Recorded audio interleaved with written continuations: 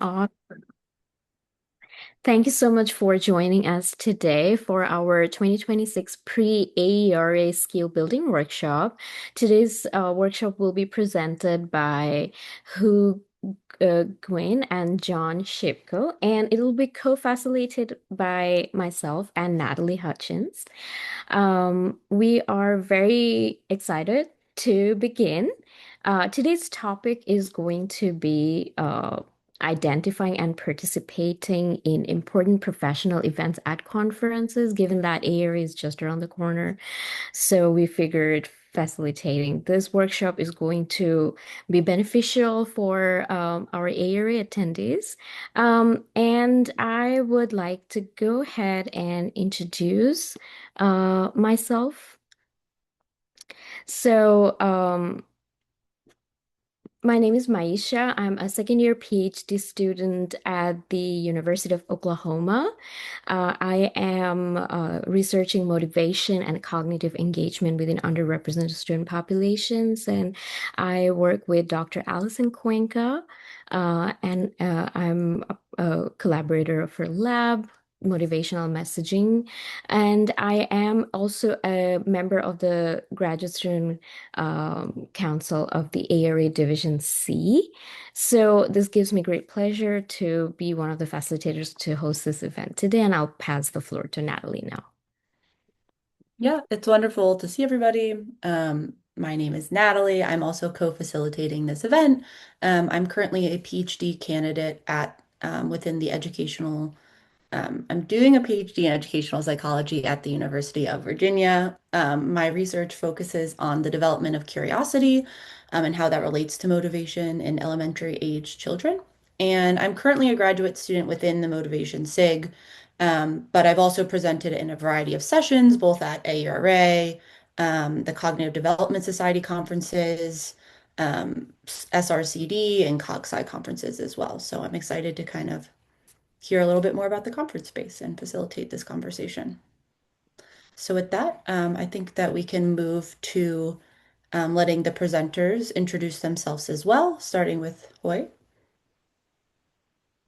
All right. Thanks, Maisha and Natalie. Hi, everyone. My name is Nguyen. I'm a doctoral candidate at the Ohio State University in the educational psychology program.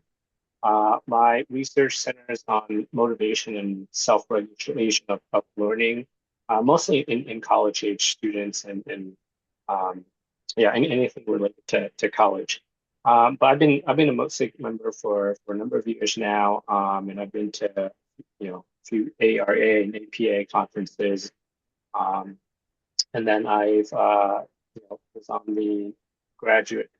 I was a graduate student coordinator for the teaching ed psych SIG as well. So I have a little bit of experience with how like a SIG is run and how things happen or how things go down at conferences. And I'm thankful and grateful for to be invited to speak and share my experiences today. Thank you so much for your introduction, and we'll move on to our next presenter, John Shipko. Hey everyone, I'm John. I'm a doctoral candidate at the College of William and Mary in Virginia, which is not too far from the University of Virginia. Um, I'm studying under Dr. Jason Shen and my research mostly focuses on self-determination theory and looking at motivation and language learning, which is pretty fun, good stuff. I've been to AERA twice now in Philadelphia and in Denver.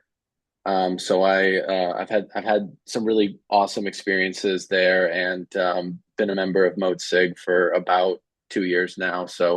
And also super happy to be here and kind of talk about the conference experience. Well, thank you so much. We are very excited to have both of you here. Um, so the next thing on our agenda is going to be to begin our session today. Um, and I'll pass the floor to Natalie to see how she wants to start off. I believe that Hoy and John both have their own separate presentations. So Perfect. we'll have Hoy start us Uh, off. I'll stop sharing screen then. All right. Perfect. So we actually only have one presentation. So hopefully it'll be nice, quick, and informative. So I'm going to share my screen with everybody. Um, looks good to everybody? All right, perfect. So since we already have introductions out of the way, I guess John and I are going to kind of share our experiences with everybody here. The basic layout of the rest of this this workshop is that we're going to kind of talk about or go talk about the different types or categories of events that happen at ARA. We're kind of tell you like describe what it is, who usually attends, but more importantly like as a graduate student or especially as a newer graduate student, how valuable or important some of these may or may be, or to for you to attend or to take advantage of, right? um, and so I'm going to start off first by talking about the uh, opening events and presidential address. So usually a lot happens before the first day of AERA. I think this year it's on like a Wednesday, but like even Monday or Tuesday, a lot of things happen, right? And so there's like orientation of different kinds, some development, professional or educational development workshops. And then like the first day, there's like the presidential address, and then they might have some big awards, right? And usually anybody and everybody can attend like, the presidential address.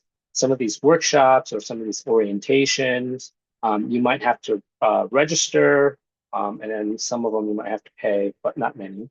Um, if this is your first time at ARA, it might be helpful, I think, and John, feel free to jump in at any time. We think it's helpful to attend the orientation if it's your first time, but typically, in my experience, it's like I don't really usually go to these events because, like, yes, the presidential address is interesting, but it's like it's in a huge space, it's usually kind of loud, so I don't really get to talk to people one on one very much, and so that's how I feel about it. Yeah, I think, for my first time in Philadelphia, it might have been a good idea for me to go. But, I think that most most of the experiences you're going to get are going to be in different sessions. And yeah, and in these big kind of open ballroom sessions, you're not exactly going to have necessarily time to go around and be meeting people. Um, but it's definitely worth checking out if it's your first time and you kind of want to see what it's like. All right. So next up is the SIG business meeting. So every SIG has a business meeting at some point throughout AERA. And at these meetings, you usually, the SIG leadership are there, and then mostly all the members are there, but it's also open to non-members as well, right? And what happens is the leadership will talk about like what happened in the previous year, what's currently happening right now, and then what's coming up or further down the pipeline. Sometimes they'll have like awards, discuss like finances, etc.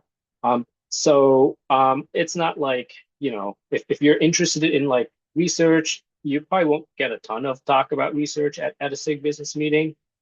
But you get to see like the administrative side of how SIGs work. And then you get to meet other people in the SIG as well. I highly recommend going. And this is actually how I like got involved in a SIG. It's like somebody was like, "Hey, our SIG is having a meeting at 8 a.m. tomorrow. You should come." And I was like, sure, I'll be there at 8." But I showed up and it was great. Um, so again, highly recommend. And there's only one business meeting for like most SIG, so you should try and go because it gets really crowded.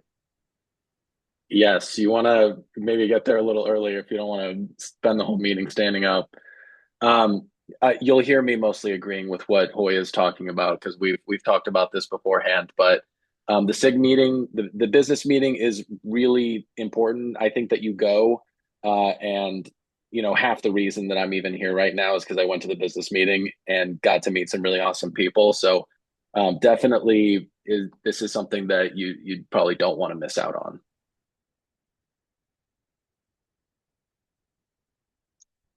All right, poster sessions. So they're pretty self-explanatory. People just present, their poster, and everybody else just walks around. The reason John and I wanted to kind of highlight this is because we think this is actually a really, really great opportunity to network and talk with people, right? Usually at a paper session, like you don't really get to talk. Only one or two questions will get asked. And then like at the end, like everybody swarms the presenters and you don't really get that much time. That's not really the case at poster sessions. Usually people are standing around the entire time. And so you can just talk to people and kind of pick their brain or just talk about anything you want.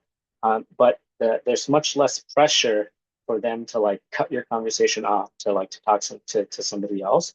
Um, and in addition to that, this is also a really good way to learn about research at your own pace, right? So you can, go over like the details of a study if you want, or ask as many questions as you want. Yeah, and they'll usually, as part of those posters, they'll have like a way to, sorry, that's my cat. There will be some kind of email function built into the poster, so you can usually talk to that person, and then maybe you can have them like ask them to email their poster to you, and then you can follow up after the conference if that's something you are interested in doing. And kind of, it is a really great way to meet people and kind of keep in touch. And I've met a few people just from kind of going to the poster sessions, and you can kind of walk around, and it's very informal, and probably the best session to go to if you just kind of want something that's very low stakes, and where people will be pretty informal.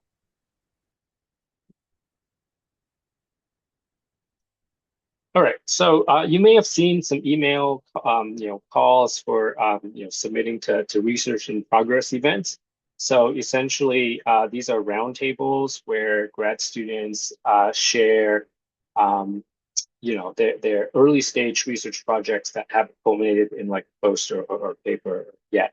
And it's chaired by usually a faculty member. So there's a lot of discussion and feedback, right? Anyone can attend, and I think it's a good way to see like scholarly feedback in action, that outside of your program, for example. Um, and I went to one my first year of ARA, but I think I think it's interesting and cool. But I honestly feel like I liked going to other sessions more because that's the other sessions are completed research where they usually have findings and implications, and I think that helps. I can like build on those more, and they help like prolong the discussion. Whereas a lot of these research in progress events are like pretty early on, and so yeah, you get good feedback, but we get to see that many results or very preliminary results. Yeah, I actually presented at a research in progress roundtable for grad students my first year in Philadelphia. And I would say it was definitely a good experience. I think for it being my first year, but I don't know if I would have gotten much out of going to that session just as a spectator. I later that day I went to a roundtable session that was not for grad students, that was like fully finished research. And I found that also like a really great way to meet people and kind of informally chat and kind of get my name out there a little bit. But I don't think we have a slide on like the regular roundtable sessions, but those can also be similar to a poster session, and it's a great way to kind of meet new people. Yeah, good point, John. Okay, so mentoring sessions, we think this is like an incredibly, or if you can get, the opportunity to participate in any sort of mentoring program at ARA, whether it's like through a division or through a SIG, we highly recommend it. You get to, if you get in or if you participate, you get assigned to a mentor. I think it's always like at a different institution too, which I think that provides a new and different and good perspective. But they can help, you talk about your goals, your current research, your career plans. And usually these programs are tailored to students or to individuals at different points in their timeline, right? So like students who are about to enter like the job market or early career researchers and scholars, right? And so it's a really useful and way to get good feedback and guidance and support from somebody that is not your advisor, right? Which is not to say if your advisor is like back useful or not, but it's always more is better. And so whenever if you see like the emails like saying like so and so mentoring program is available, like get on it as soon as possible because they are some of them are space limited, uh, and so I get it first. Yeah, and I think there might actually be sort of like two different types of mentoring sessions because there's the kind where you have to apply and it's sort of like a pre-conference workshop. So like Division C had one of those in AERA and I was fortunate enough to get invited to that. And then I, was able to request, to have a one-on-one meeting with Dr. Carlton Fong, and that was super cool, super, super wonderful guy. And they'll review your resume and like a writing sample with you.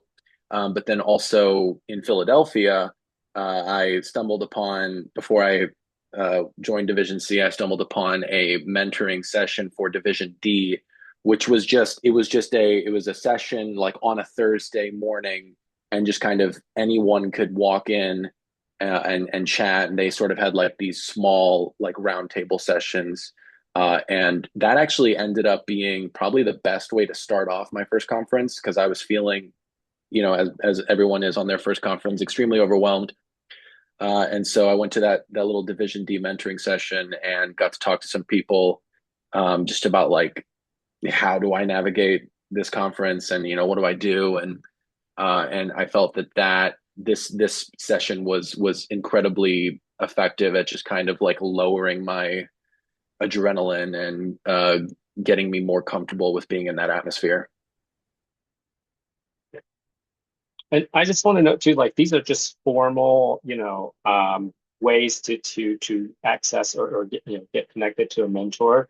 Many other people have informal mentors that they meet through, other connections, and if that's, if that happens to you, great. Take advantage of it. I think ARA is a great place because there are so many people there. It's a great place to meet people or reconnect with old mentors as well. All right. And then we have meet the journal editors. John, do you want to take over since you know much more about this? Yeah, so basically what Meet the Editors is, it's very informal. It's a session where you can basically walk around and you can meet journal editors and you can kind of present your work to them. They'll be expecting you to kind of give them the elevator pitch, but it is also a pretty informal atmosphere where you can kind of talk about what kind of articles are they looking for. You can tell them about your work.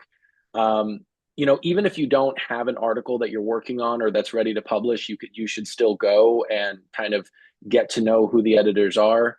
I went to a Meet the Editor session in Denver and ended up, running into someone that we were both trying to meet the editors of the same journal, and then we kind of talked. But then as we were walking out, we ended up kind of hanging out for the rest of the conference and turned into work friends, if you can call it that. I don't know. But yeah, it's a great session. It's like I said, it's a chance for you to kind of more formally pitch your work and see kind of what journals are thinking about, and get to know editors. But at the same time, it's pretty informal, and they're happy to kind of just chat and kind of walk you through the publication process, which I think is super useful because academic publication can be kind of mystified for some people, and it's not always like clearly explained the pathway to get there. Um, right. So we didn't include a slide on like paper presentations just because I think we felt like that's pretty common and it's a pretty structured like session. So that's why you don't see it there or like roundtables. But the other kind of thing that we wanted to emphasize is that like the if the more you prepare ahead of time, I think that the more you can maximize your experience and the better your experience will be at AERA. So in our experience, what that usually looks like is that, we recommend that you plan out your schedule for each day, right? You don't need to pack it with like, events from 8 to 5, but think about it as like you have a few anchor sessions, right? These are like high priority sessions that you want to attend because it's, some sort of it's high high interest to you, or it's really relevant to like, your job search coming up or something. And then building around those, you have these floater sessions, which is like, on topics that you are interested in, but if you don't attend this session, you can also attend something else, or you can wander around to different sessions. In addition to that, it's important to note all those big social events, right? Like the Motsig social, or the grad student social. This is where a lot of connections and relationships are started and built and maintained. So it's important to go to those as well. But also like, you don't want to like crowd out your schedule to the point where like by the time a social event like happens, you are tired and all you want to do is like, take a nap, right? That's counterintuitive. So make sure to put, build in some breaks into your schedule. And then, personally, I think, I make it a goal every ARA I go to. I like always do one thing that's not related to ARA, whether it's going to a museum or going to like a famous local like restaurant or business, just so I can say like, hey, I experienced a little bit of Philly or LA or whatever.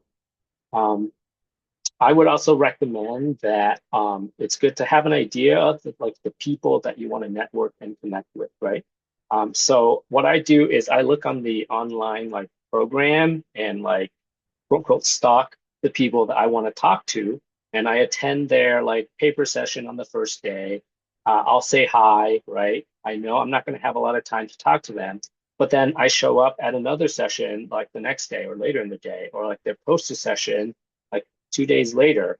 And that's a great way, I think, to kind of build relationships with people over the course of a few days, rather than trying to force like a big, meaningful like conversation about yours or their research within like 15 minutes after like their presentation.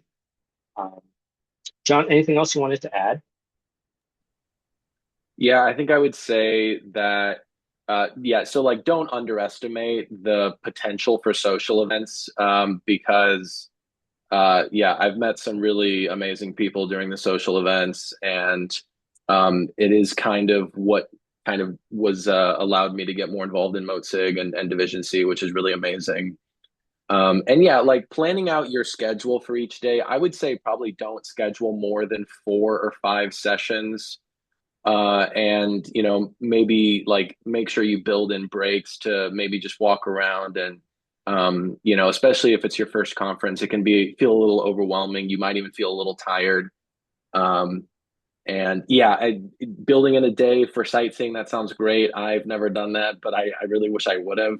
I think for specifically for LA, if you've got a day to go to Griffith Park or Santa Monica, I think that sounds like a ton of fun.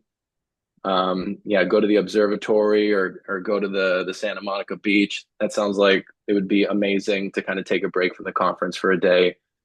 Um, and I think the main thing that Hoy and I talked about, which I think we forgot to put into the slide, is that it's really important that you just be yourself and just kind of try to connect with people on a human level, right? Like you'll go to some of these workshops where they're like, yeah, you should put your name tag in their face and tell them all about what you do. And that's great, but I would maybe get to know them a little bit on like a first name basis first before you are like elevator pitching everyone.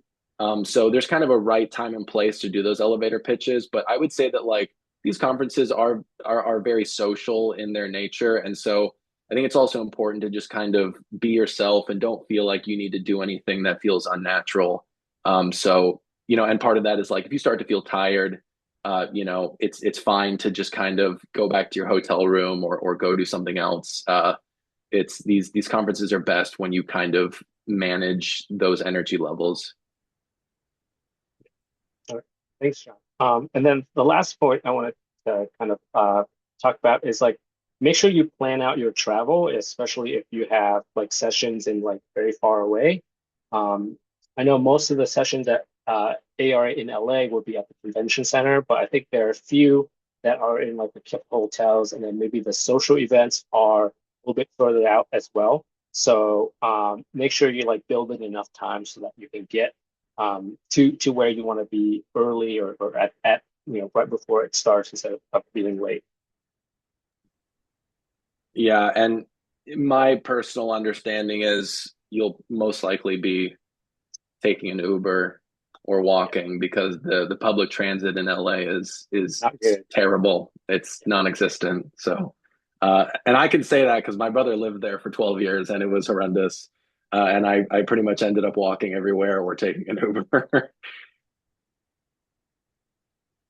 Awesome. Well, thank you both so much. I don't think we have a ton of time for questions, but I know we do have like a minute or so if anybody does have a specific question.